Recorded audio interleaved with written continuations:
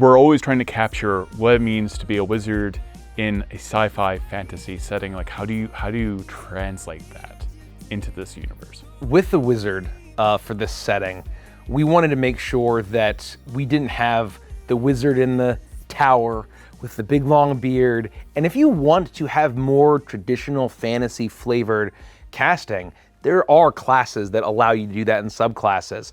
But when it came to the wizard, we really wanted to make sure that this was going to be our technomancer. This was our software wizard that was fully digital, that was tapping into the hypergrid and using code and science and computer prowess to manipulate reality. And so that's why we came up with the Gridrunner, which we went back and forth a lot with the names and the flavor. And I think as soon as we came up with the term, the concept of the hypergrid, and then the term Gridrunner, it was an immediate unlock. And so instead of a spell book, you have your hyperpad, where you can use any kind of device that you want. It can look like a Game Boy, it can look like a tablet, it can just be a keyboard or a console, however you want to do it. But you're able to basically hack and program and code reality itself. What are the different subclasses within that? So we wanted to make sure we had your classic hacker, where you're the ultimate hacker's hacker. Every sort of Gridrunner is using their coding in order to cast magic and manipulate reality. The hypercoder is the ultimate coder. They are hacking, and when they're using their magic, they're running scripts to modify a cone into a sphere. They're changing damage types or ignoring resistances. They're modifying their spells, where they're so quick with their coding and their typing, they're able to manipulate how spells themselves work. And we thought that was a really good way to represent the ultimate magical hacker.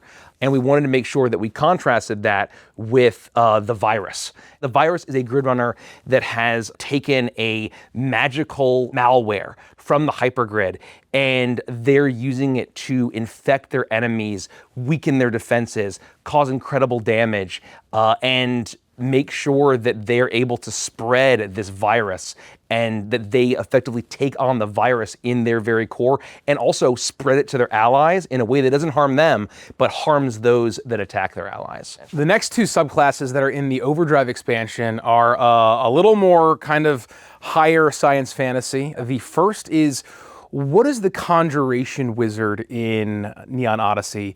And this concept of hard light, we sort of learned was this ubiquitous thing in sci-fi, where you can sort of summon or code light that it kind of just materializes an object. The most classic example is Tron, where light cycles or light discs you're throwing around sort of materialize. And we thought being able to code and program and create things from the hypergrid itself, you can code a bike and jump on it and run around that leaves a trail of light that kind of creates walls that enemies can run into. You can create weapons that you're throwing or that you're attacking with. And the final subclass we thought was, you know, if you wanted to be an actual wizard, an actual video game Final Fantasy mage, we had to give you that opportunity. But because it is so video gamey, we tied it to the world of Arcadia, the realm of Arcadia. The hyperpad, your datapad, gets thrown out, and now you have an orb or a rod or a staff or a wand. Or a spell book. Or a spell book, You put on your robe and wizard hat. You put on your ribbon wizard hat and you're casting elemental spells, and you are your full classic video game wizard amped up to the nth degree. That was where we said, okay, you can have your bearded wizard in the tower, but it's going to be through the lens of it being such an extreme video game trope. One thing we're experimenting with right now is Gridrunners, unlike wizards, don't have verbal components on their spells. Because why would a coder have to chant? Yeah, that doesn't really make sense. Yeah, of course. But they can't cast spells if they don't have their hyperpad. And every single Gridrunner spell has a required material component that is their hyperpad. That's awesome. Yeah. Yeah, So- still staying on theme in a very different way. Staying on theme and taking away a huge vulnerability. So, you know, a silence spell doesn't suddenly shut down a Gridrunner, but adding a huge vulnerability. If you take away their hyperpad or you render it inoperative, they can't cast spells anymore. That's wild. Yeah. Yeah, but it thematically makes sense. I mean, It it's does. not, you know, And that's the theme leading the mechanics there. if you want to piss off a wizard, take away their spell book for one session. I did it once. I'll never do it again. I was just testing them.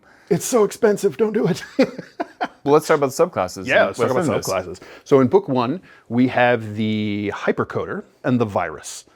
The hypercoder, so I described Gridrunners as sort of hacking reality. Yeah. The hypercoders take that to virtuoso level, right? So they're the ones who can actually hack spells in the moment. So they'll be able to change some parameters of spells. Perfect. Like maybe they'll be able to hack into their fireball and turn it into a cone instead of a sphere. That kind of thing. That's really fun, and that really kind of heralds back to kind of when meta magic was a little bit more involved, in previous editions of D&D. Yeah. What else can they do other than like changing the area of effect? Right. Which is great because that can save people in a pinch. Yeah, they can remove a target's resistance to the damage type Always that a it's banger. dealing. Yeah. Now, just as a quick note, that's resistance, not immunity. Yeah. If they're still immune, well, I have bad news. You should have picked a different spell. Yeah. Another fun thing they can do is they can apply a function patch to technology, to tools or weapons, or even a vehicle's control stations. So like the controls of a starship or the laser turret on your transport ship, and they can add a little bit of extra oomph to whatever it is that piece of equipment does. You can extend touch spells into a range, so you don't have to get as close to either the ally you're buffing or the enemy you're trying to hinder.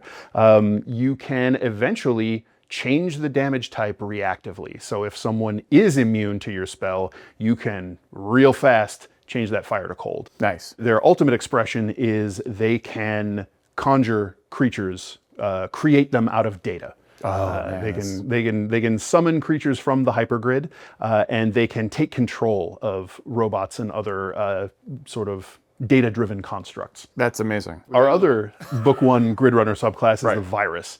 So this one is all about malware. Yeah. It's very debuff coded. You can sort of wrap yourself and your allies in malicious code, and when a creature attacks them, it reacts and jumps to them and then causes them all sorts of distress. When you damage creatures as a virus, you can cause some of your attacking code to weaken their defenses, and then for a short time after you have damaged them, you can continue to apply a little bit of damage. I mean, how virusy do we get with this? How does this scale? Its topmost expression is pretty dang virusy. If you were to, say, damage a whole bunch of people, then you can deal probably close to meteor swarm damage to them over a little bit of time. Okay. Yeah. Yeah. So you are a AOE type of debuffer. You slip a Trojan into their existence code and start unraveling it. I love that. Yep. And I love the fantasy theme of that. Yeah, it's really cool. Everything you're talking about reminds me of why I do love sci-fi fantasy so much. I mean, we've taken people who have historically sworn up and down that they don't like sci-fi. They don't like sci-fi movies. They don't read sci-fi books. They don't like it. They don't get it. It doesn't and we have made people True 180. We have made converts just because of how we approach things and how we try to make them so approachable. And D&D. Yeah, and we do that through D&D. We got 2 more. Yeah, we got Overdrive. some Overdrive Gridrunners. First up is the Archmage. And this is one where if you do want your Fantasy Wizards subclass for your Gridrunner, this is where you can do it. They take, think of your Phantasy Star or Final Fantasy. Think about how spellcasters can be expressed through kind of a video game lens, and that's this subclass. They are gonna dig into a little bit more like having a spellbook, and if you wanted that original spellcaster flavor, these are the guys who might be able to do that. And they're going to mess with sort of the classic frost, fire, lightning spells, and sort of reach back to the Final Fantasy and similar RPG video game A little bit more days. elemental, or A little bit more elemental, yeah, a little bit more elemental. Okay, and how is that different than, say, a druid?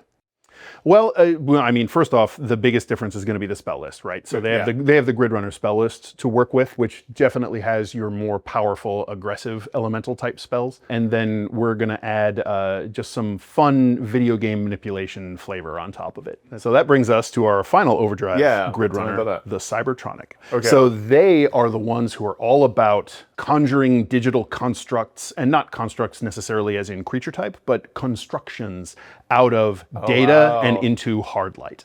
So they'll be able to do things like create these barriers behind them that might do some damage if you were to touch them.